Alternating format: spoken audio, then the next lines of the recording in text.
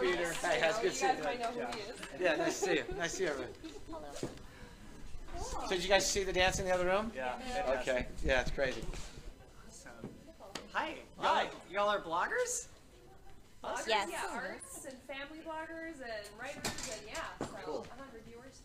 Very nice. Very nice. And you've all met David? This is our composer, David Mallamud. Hey. Thanks for coming. Do you guys have any questions for them at all? First of all, where are you from? New York. New York. I'm from Chicago. Wonderful. Yeah. So you were commissioned to do this, and how does that work? Like, did they contact you? Did you apply to? They contacted us, sort of like a matchmaking service. They're like, I know this guy who writes music, and I think you guys should do a thing together. And so we said, yeah. Because you guys never met each other before working on the show. No. Yeah. It's sort of like an arranged marriage in a way. It's like, here's the person you're going to spend all of your time with for the next three and a half years. Yeah, and luckily it worked. Sometimes arranged marriages work out. Yeah. That's awesome. Yeah, so they contacted both of us separately and then put us together. And then we just started throwing out ideas to each other. Just kind of brainstorming, no limits on what we could say or couldn't say. And the they is really Peter after he'd gotten permission from the Seuss Foundation? Exactly, and Alyssa Adams, who's our director of new play development. So we always start with artists that we love, and so we'd heard David's work on a different project and kind of fell in love with it, and had read lots of Philip's work and said, ooh. And when we got, we had applied to the Seuss estate, and you may or may not know that we're the only theater in the United States that has ever developed a Seuss property except for the Seussical. So, we've done How the Grinch Stole Christmas began here, 500 Houses of Bartholomew Cubbins began here. We're actually the first American theater that did the National Theater's production of The Cat in the Hat. So we have a long history with them, and so we talked to our good friends at the Seuss Enterprises and said, I would love dearly to do this play. And we had no idea how timely it would be.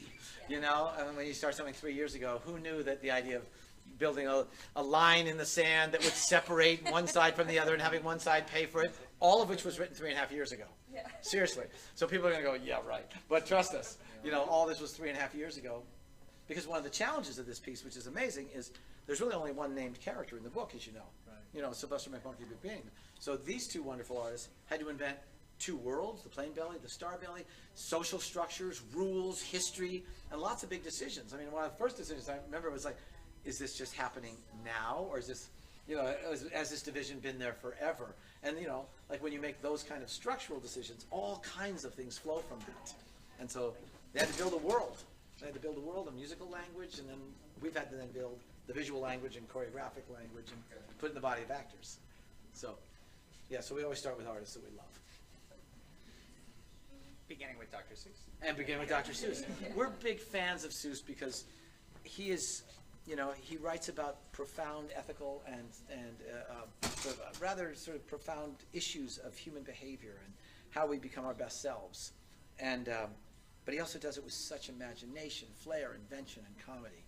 So those fables will last forever. They're not so timely or time specific. And so we just love that work because it's inventive and theatrical and yet full of so much heart and social caring. So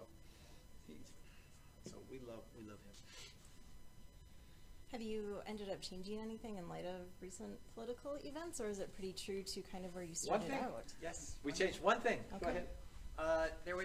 There's a line in our sand in Sneetch Beach, and the plain bellies are on one side and the star bellies are on one side. In the book, they're all walking, amongst each other. In ours, we made a starker decision, and we do still have a mayor character who's a star belly who was campaigning on this campaign of we're going to build a wall between the two sides, and he was taxing both sides for the wall. This is 3.5 years ago. 3.5 years ago, seriously. We thought it was ridiculous, and so I still do. He leaked the script to Trump, and then Trump got ideas. I know, right? He was like listening in or something. And so we literally had a political character saying we're going to make the other side pay to build this wall. 3.5 years ago. One of the characters on the other side saying that's ridiculous. You can't force us to pay for our own oppression. And then suddenly the world exploded, and we're like, oh, that's no longer metaphorical, unfortunately. And what's lovely about Dr. Seuss is that when you have this wonderful metaphorical world, everything works on its own story level and then also stands for something else. And this became a thing that suddenly, unfortunately, no longer stood for something else. It was just on the nose. So we've come up with a different solution of something that is, I think, equally as ridiculous. You know, and actually, this idea came from the Seuss Enterprises. They're like, "What about this?" And it's a great idea. Yeah. And so I think it's a nice solution that is more allegorical and less direct from life. that was crazy. That was so funny. Yeah. We had a similar thing this fall with a different show where there was a line, this is during the height of the primary campaign, where one of the characters said to one of the other characters, "Feel the burn." It was like, cut it. You know, can't go there because Bernie owned that. And so it was like, no, we're not just, you know, so you sometimes, you know, you don't want to be trapped in a prison of perception. Right, So, yeah. so we changed that. And so we had to change this. This used to say, you know, fund the fence. And so this is the machine, and so, you know, and when they give a contribution, you know, things, you know. That's the first time I've seen that. Yeah. Yeah, so I think that's the only thing we've changed. That's it. Yeah, it's the only thing we've changed. I mean, you know, and even that, I think there will be those who think that it's slipped in topically, and will say, whatever, we're not going to throw it out because the idea is central, and it's 3.5 years ago, y'all. So, you know, and so, yeah, sometimes life and art slam together in a kind of miraculous way. Are any of you playwrights or musicians? Are any of you interested in writing for the theater or the stage? You guys? I mean, I do theater, but I don't, like, write stuff. What do you do in the theater? I act. I like acting. Awesome. Cool. Yep. That's what I did when I was, well, how old are you? 14. Okay, yeah, I was doing that when I was 14, and then I transitioned to, so careful, you might be a writer. Avoided it every turn. No, just kidding. I'm kind of curious now, of both of you, you had to sort of take on Seuss. How did you write music that was Seussian, and how did you write your script and expand it so it was Seussian? What was your processes for that? Go ahead. I just kind of tried to let everything in and not, you know, there's no style. When you're writing a musical, often it's going to be set in a world, and that world is very clear, like, you know, 17th century France or something. And you know, kind of, even if you're going to do your own take on it, you know what that sounds like. So with Seuss, it was really hard. And it was just kind of everything. I tried to get into the characters. I kind of decorated my office with Dr. Seuss, had lots of books around, so I let the kind of world that he's created kind of seep in, and also going off of Philip's brilliant ideas and the brilliant world that he created in his kind of, what would you, like, jumping off of Dr. Seuss and then you create it in your own way. Yeah, like Dr. Seuss being the seed, and then we watered it a lot. Yeah. And, you know, looking at the character, trying to imagine how these creatures might dance, what kind of music might they listen to. So it was everything like that, and trying not to feel like it had to be in any style, just kind of letting everything in and then letting everything out.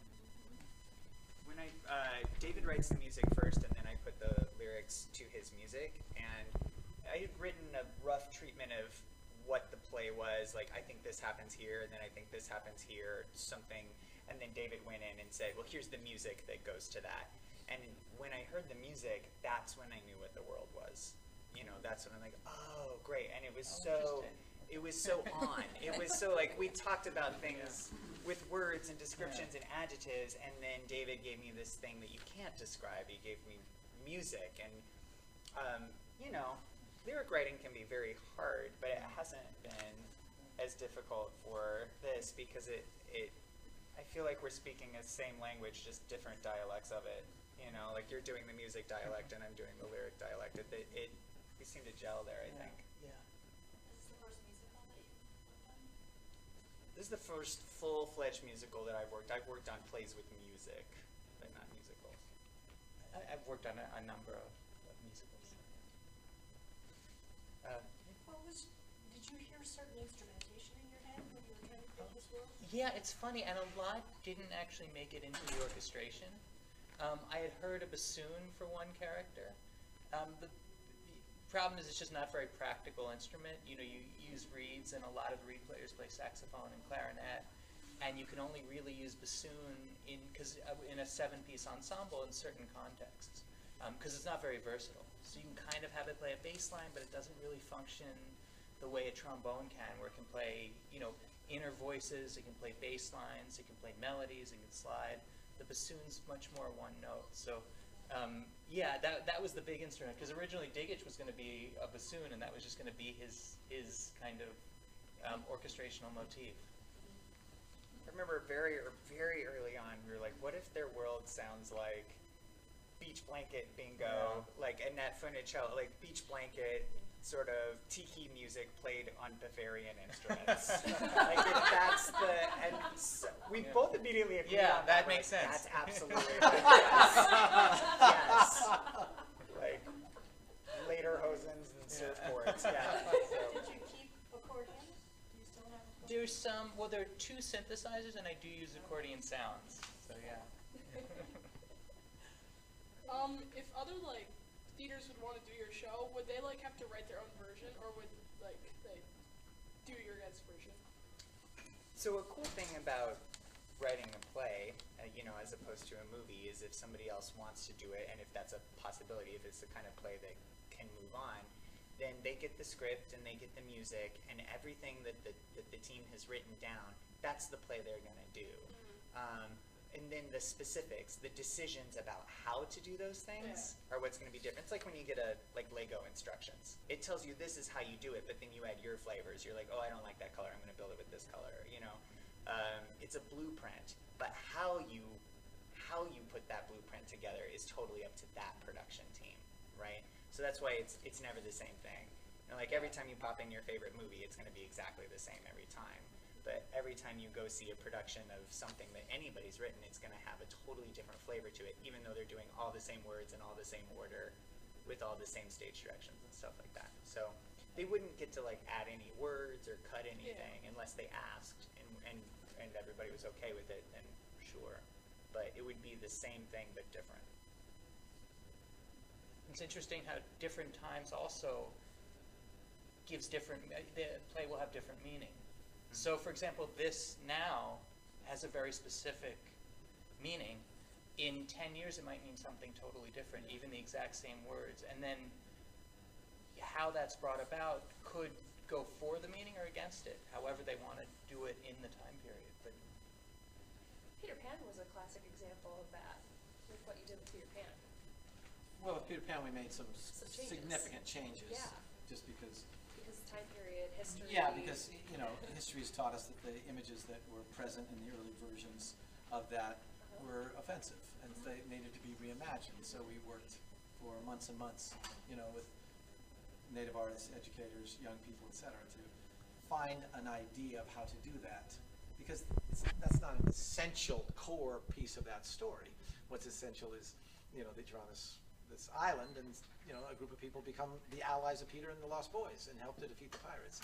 You know, and so there's no reason it has to be derogatory stereotypes. You know, you can move on from that.